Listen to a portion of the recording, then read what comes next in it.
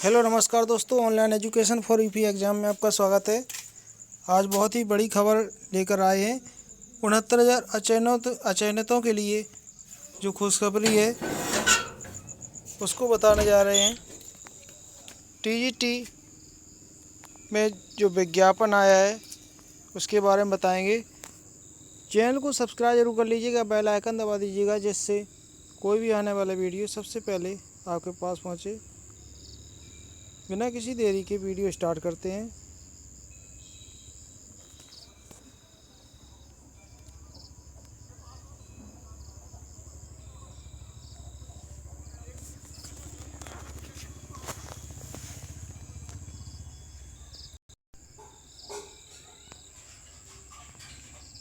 देखते हैं। उत्तर प्रदेश माध्यमिक शिक्षा चयन बोर्ड, उत्तर प्रदेश माध्यमिक शिक्षा सेवा चयन बोर्ड प्रयागराज से एक नोटिफिकेशन जारी हुआ है। जो टीजीटी का विज्ञापन जारी हुआ है, क्योंकि जो बच्चे 69,000 में रह गए हैं और भी बेरोजगार हैं, इनके लिए अच्छा ये मौका है। इसमें ऑनलाइन आवेदन शुरू हो गया टीजीटी का। इसमें बीएड वाले जितने भी लोग हैं वो आवेदन कर सकते हैं। देखते हैं क्या है इसमें। विज्ञापन संख्या 01/2020 प्रशिक्षित स्नातक। तो इसमें सभी डेटें क्लियर कर दी गई हैं। ऑनलाइन जो डेट है वो 29/10/2020 से शुरू होगी और ऑनलाइन शुल्क जमा करने की जो तिथि है 29/10/2020 और ऑनलाइन पंजीकरण की अंतिम तिथि 27/11। लगभग एक महीना दे दिया गया है और इसकी शुल्क जमा करने की तिथि भी 27/11 यानी 27 लास्ट है। इसके बाद आप कुछ नहीं कर सकते हैं। और ऑनलाइन सबमिट करने की अंतिम तिथि जो फीस के बाद सबमिट किया जाता है वो 30/11। तो ये तिथियां पहले से ही इन्होंने बता दी गई हैं, बस एग्ज़ाम की तिथि नहीं बताई है।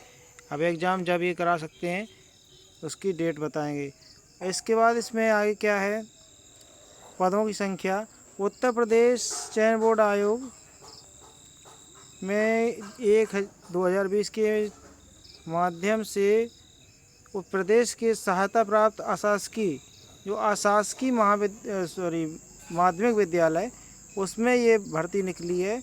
स्नातक शिक्षक के लिए वो 12,913 पदों की, ये पदों की संख्या भी है। और विषयवार सभी विषय की अलग अलग वैकेंसी है। इसमें बालक और बालिका वर्ग की अलग अलग रिक्तियाँ हैं, वो आप आगे बताने जा रहे हैं। पूरा नोटिफिकेशन ध्यान से देखेंगे क्या है आगे, वो निम्नलिखित आगे बताएंगे। महत्वपूर्ण निर्देश क्या है। सबसे पहले ये वेबसाइट आपको बता दी गई है www.upsessb.gov.org। इस पर ऑनलाइन किया जाएगा। इसके अतिरिक्त किसी भी माध्यम से प्रेषित आवेदन नहीं लिए जाएंगे। आवेदन भरते समय वेबसाइट उपलब्ध है ये। और इसमें पैरा 2 पर देखते हैं क्या। विज्ञापन पदों की संख्या घट या बढ़ सकती है, ये भी इसमें दिया है। पूरा इसमें नोटिफिकेशन पढ़ना ज़रूरी होता है, इसलिए पूरा पॉइंट बाई पॉइंट पढ़ते हैं। अगला पॉइंट है प्रशिक्षित स्नातक शिक्षक संवर्ग के प्रत्येक विषय के सापेक्ष एक ही आवेदन स्वीकार किया जाएगा। यद्यपि एक से अधिक विषय में पृथक अलग अलग विषय में डालना चाह रहे हो तो अलग अलग डाल सकते हो, लेकिन एक विषय में एक ही स्वीकार किया जाएगा। अगला है पॉइंट, भाषा के संबंधी जो प्रश्न पत्र उसी भाषा में होंगे। जैसे हिंदी का है तो हिंदी में, इंग्लिश का है तो इंग्लिश में, संस्कृत का है तो संस्कृत में, मतलब उर्दू का उर्दू में। जो भाषा संबंधी होता है वो उसी में मिलेगा।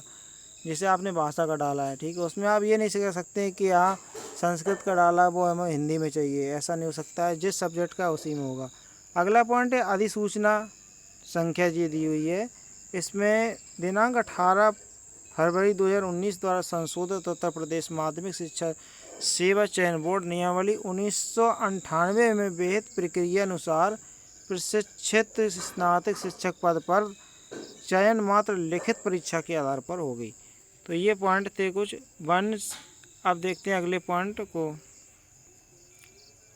6 का। 5 तक बता चुके थे।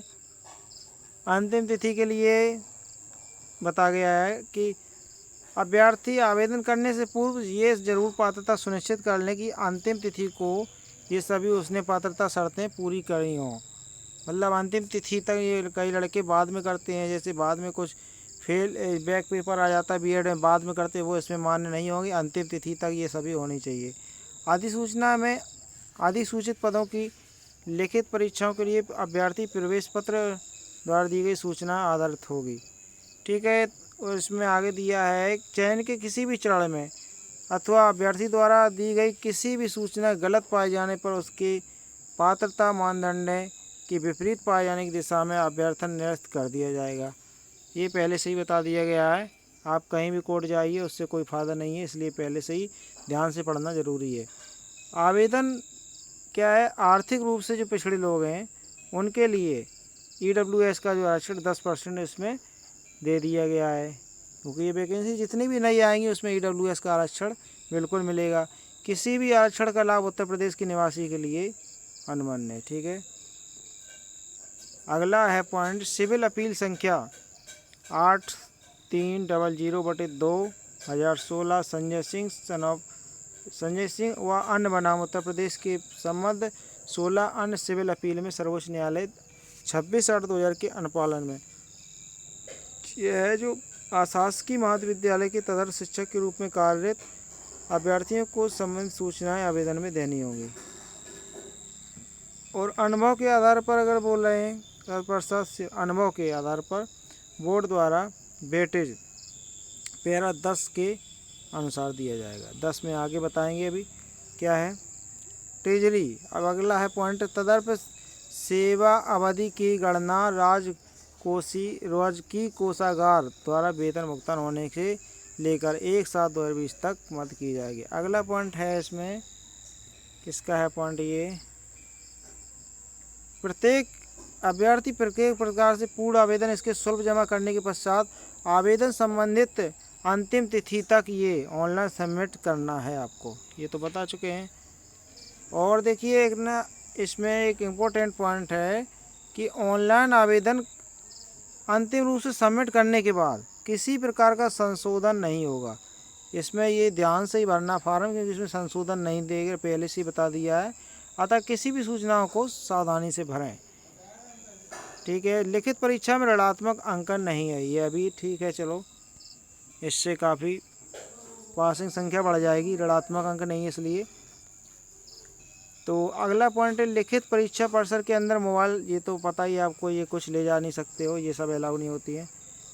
और ऑनलाइन आवेदन में किसी प्रकार की कठिनाई समाधान हेतु कार्य दिवस में ये हेल्पलाइन नंबर दिए हुए हैं। अगर कुछ भी आपको समस्या हो रही है हेल्पलाइन नंबर पर संपर्क कर सकते हैं। ऑनलाइन संबंधी अनुदेश क्या है देखते हैं। देखिए ऑनलाइन में सर्वप्रथम वेबसाइट पर लिंक को आपको जाना, लिंक जो दी हुई है उस पर जाना होगा, ये बोल रहा है। नोटिफिकेशन ऑल पर क्लिक करके आप नोटिफिकेशन दिखाई देंगे, वहाँ पर यूजर इंस्ट्रक्शन ऑनलाइन आवेदन भरने के दिए गए हैं। तो इंस्ट्रक्शन जो आप पढ़ लेंगे सही से तो आप आवेदन सही से कर पाएंगे। आवेदन भरने का निम्नलिखित 3 चरण दिए हुए हैं। सबसे पहले आवेदन कई बच्चे क्या करते हैं, साइबर कैफ़े में करा देते, कुछ देखते नहीं। सबसे पहले नोटिफिकेशन देखना बहुत ज़रूरी होता है। तो पहला है इसमें कैंडिडेट रजिस्ट्रेशन, दूसरा फीस, तीसरा सबमिट। 3 है, कोई चढ़ ज़्यादा नहीं, इसलिए अगर कहीं भी साइबर कैफ़े में भरा रहे हैं तो सामने फार्म को फिल कराएं। तो प्रथम चरण में रजिस्ट्रेशन में आप रजिस्ट्रेशन कराइएगा, दूसरा में फीस और अंत में आपको सबमिट करना है। तो ये तो भरने का प्रोसेस। द्वितीय चरण हो गया शुल्क भुगतान। नेट बैंकिंग सभी मोड दिए हुए हैं, क्रेडिट कार्ड, डेबिट कार्ड, जिससे भी आपको शुल्क कटवानी है ये हो जाएगी। अगले वीडियो में मैं फॉर्म भरने के लिए भी वीडियो बना दूंगा। अगर आपको जब वीडियो देखना हो तो कमेंट में ज़रूर बताइएगा, उसके लिए वीडियो ज़रूर बना दूंगा। लेकिन कमेंट में आपको बताना पड़ेगा कि आपको अगर ज़रूरत है तो मैं इसकी वीडियो बनाऊंगा। ट्रांजेक्शन आईडी का प्रयोग तीसरे फॉर्म में होगा। जो फीस की ट्रांजेक्शन आईडी मिलेगी वो तीसरे चरण में आपको जब सबमिट करोगे तब होगा। तो इसमें जो है फ़ीस अलग अलग दी हुई है। देखिए अनारक्षित की फ़ीस है 700 रुपये, ऑनलाइन प्रक्रिया 50, ये 750 रुपये कुल कटेगी। EWS में 450 कुल कटेगी। अन्य पिछड़ा वर्ग में 750, अनुसूचित जाति में 450, 400 फीस से 50 एक्स्ट्रा ले रहे हैं इस बार, और 200 अनुसूचित जाति 250 टोटल। ठीक है, इस प्रकार से ये फीस हो गई है। क्रमांक 1 से 5 तक मूल श्रेणी के अनुसार है। ये महिला की ये सब कुछ दी हुई है। विकलांग का क्या है, मूल श्रेणी के अंदर आधे का भुगतान होगा। विकलांग में छूट इतना है। तृतीय चरण में आपको सबमिट पर क्लिक करके ये सब डाल के सबमिट करना है। अगला पॉइंट है सबमिट, तो आप कर लेंगे किसी भी भुगतान। हाँ ये देखिए बी वाला, योग्यता या विवरण, अभ्यर्थी द्वारा किसी वर्ग के सापेक्ष किया जा रहा है उसका पत्र व्यवहार पता भरना जरूरी है। स्कैनेड फोटो हस्ताक्षर भी जरूरी है। अब फोटो को क्या करना है, 3.5 बाई 4.5 का रखना है और हस्ताक्षर है 3.5 बाई 1.5 का रखना है। और अगर साइज़ देखा जाए तो फ़ोटो का साइज़ आपको 5 KB से 30 KB बनाना पड़ेगा। अगर साइज़ ना बना पाओ तो उसमें मुझे कमेंट में बताइएगा, उसके लिए मैं एक सॉफ्टवेयर है जो उसको मैं इसी डिस्क्रिप्शन में डाल दूँगा, जिसको ज़रूरत हो बता देना। तो इसमें ये साइज़ है जो इस प्रकार से 30 KB का आप बना लेंगे उस सॉफ्टवेयर से। 30 KB फ़ोटो का आकार है जो 35 KB से अधिक नहीं होनी चाहिए। फ़ोटो लगभग 70% भाग चेहरा दिखना चाहिए, ऐसा नहीं कि आधा चेहरा खींच लिया।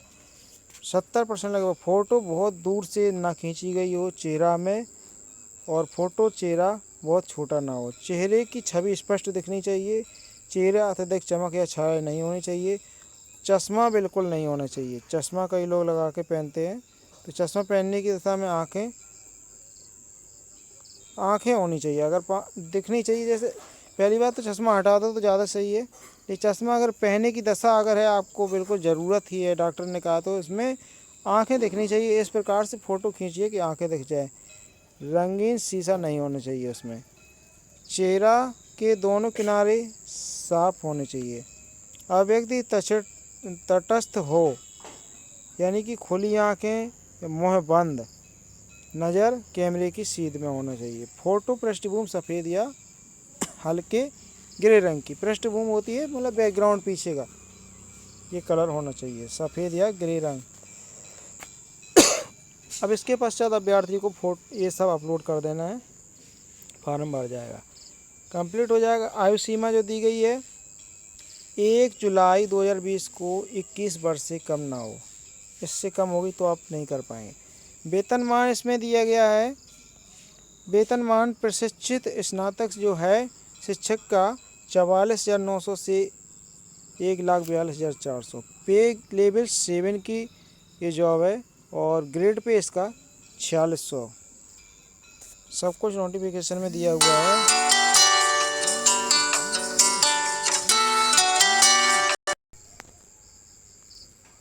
तो इसमें ये तो वेतनमान हो गया। आरक्षण है जो अनुसूचित जनजाति और जनजाति के लिए रिक्तियों की संख्या के आधार पर ये अनुसार अधियाचनों के अनुसार है। और क्या है आरक्षण इसमें, भूतपूर्व सैनिक के लिए 5%, दिव्यांगजनों के लिए 3%, 2% स्वतंत्रता संग्रामी के लिए, आर्थिक रूप से जो पिछड़े हैं 10%, ये आरक्षण दिया गया है। ठीक है, आरक्षण का लाभ उत्तर प्रदेश के निवासी होंगे तभी मिलेगा। किसी भी आरक्षण का लाभ, जितने भी आरक्षण हैं, उत्तर प्रदेश का निवासी होना जरूरी है।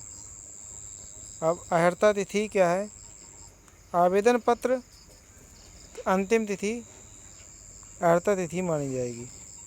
ठीक है, अर्हता मतलब शैक्षिक योग्यता अंतिम तिथि तक होनी चाहिए पूरी। अब शैक्षिक योग्यता तो आगे हम बताएंगे। अभी परीक्षा केंद्र आपको जो मिलेगा उसमें भर देंगे, यूपी में ही मिलेंगे। भर्ती प्रक्रिया 18 फरवरी 2019 द्वारा संशोधित उत्तर प्रदेश माध्यमिक शिक्षा चयन बोर्ड 1998 के अनुसार होगी। लिखित परीक्षा में क्या होगा, 500 अंकों का प्रश्न पत्र होगा, 125 टोटल प्रश्न होंगे, प्रत्येक अंक जो 4 नंबर का होगा। ठीक है, इसमें कोई माइनस मार्किंग है नहीं। और लिखित परीक्षा 400, इसमें से देखिए किस प्रकार से है। लिखित परीक्षा का पूर्णांक 465 और तदर्थ शिक्षकों के लिए यह आपका 500 का प्रश्न पत्र है, 125 और 4 अंक। तदर्थ शिक्षकों के लिए 465 और प्रत्येक प्रश्न 3.72 अंक का। समयावधि 2 घंटे की होगी।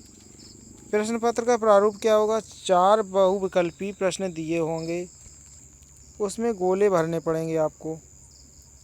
गोला वाला जो आंसर शीट मिलेगी उस पर गोले भरने पड़ेंगे, सही वाले पर काले स्याही वाले बॉल पॉइंट से बॉल पेन से, ठीक है। कई लोग बॉल पॉइंट ले जाते हैं, लेकिन बॉल पेन ले जाना है, बॉल पेन से ही भरना है जो इसमें लिखा है। तदर्थ शिक्षक के लिए क्या है, तदर्थ शिक्षक के लिए है सिविल अपील संख्या 83/2016 संजय सिंह व अन्य बनाम उत्तर प्रदेश के 7 सिविल मेहमानों ने सर्वोच्च न्यायालय के आदेश के अनुसार 26/8/2020 के अनुपालन में तदर्थ शिक्षकों को दिए जाने वाले अधिभार अंक की व्यवस्था किस प्रकार है, वो निम्नवत है। इसमें जो है उनको अधिभार वेटेज जो बोलते हैं वो 1 वर्ष के लिए इसमें तदर्थ शिक्षक भी आ रहे हैं 1.75 अंक या मैक्सिमम 35 अंक दिए जाएंगे, इससे ज़्यादा नहीं होगा। तदर्थ शिक्षकों को अधिभार अंक जोड़ दिया जाएगा प्राप्तांकों में, ठीक है। इस प्रकार से 500 अंक में से 465 इनके टोटल थे और अधिभार 35 जोड़ दिया जाएगा तो 500 अंक हो जाएंगे। अब चयन हेतु मेरिट लिस्ट किस प्रकार से होगी। लिखित परीक्षा का प्राप्तांक जोड़ा जाएगा, सेवा आधारित अधिभार, ठीक है, और प्रशिक्षित अधिकारी के लिए माध्यमिक शिक्षा सेवा चयन बोर्ड नियमावली 1998 के अनुसार सूची 25% से अधिक तैयार की जाएगी, अनुदेश। अगला है पॉइंट अनुदेश। अनुदेश में तो ये कुछ नहीं, नवीनतम फ़ोटो ले जाना है, ये सब कुछ अनुदेश पढ़ लेना आप ध्यान से। इस नोटिफिकेशन में, इस नोटिफिकेशन को डिस्क्रिप्शन में भी डाल देंगे, डिस्क्रिप्शन में आप डाउनलोड कर लेंगे और ध्यान से पढ़ के तब इसके बाद ऑनलाइन करना। महत्वपूर्ण जो निर्देश दिए हुए हैं इनको ध्यान से पढ़ लेना। अब ये इसका प्रारूप भी दिया हुआ है। अगर अनुसूचित जाति का जाति प्रमाण पत्र आपको बनवाना तो इस प्रारूप पे बनवाना है। पिछड़ा वर्ग के लिए ये प्रारूप दिया हुआ है, विकलांगों के लिए ये है, इसलिए पूरा नोटिफिकेशन में डाल लूँगा उसमें, ठीक है। ये प्रारूप हो जाएंगे सभी। अब वैकेंसी बताते हैं कितनी है। तो इसमें अलग अलग सब्जेक्ट की वैकेंसी दी हुई है। हिंदी की 1742, इसमें जनरल की 1054, ओबीसी की 405, एससी की 276, एसटी की 17। तो ये गणित की कितनी है, इसमें गणित में 1050, बालक वर्ग की अलग है, बालिका की अलग है, बालक की चल रही है। तो ओबीसी की है 549, एससी की 219 और एसटी की 4। तो टोटल देखी जाए तो 1822। तो इस प्रकार से ये सभी अलग अलग सब्जेक्ट की वैकेंसी दी हुई है। नोटिफिकेशन ध्यान से पढ़ लेंगे तो ये नोटिफिकेशन पढ़ के आप ऑनलाइन करेंगे। आज के लिए बस इतना ही। जो चीज़ समझ में ना आए वीडियो के कमेंट में ज़रूर डालिएगा और चैनल को सब्सक्राइब ज़रूर कर लो, जिससे कोई भी आने वाला वीडियो सबसे पहले आपके पास पहुँचे। धन्यवाद।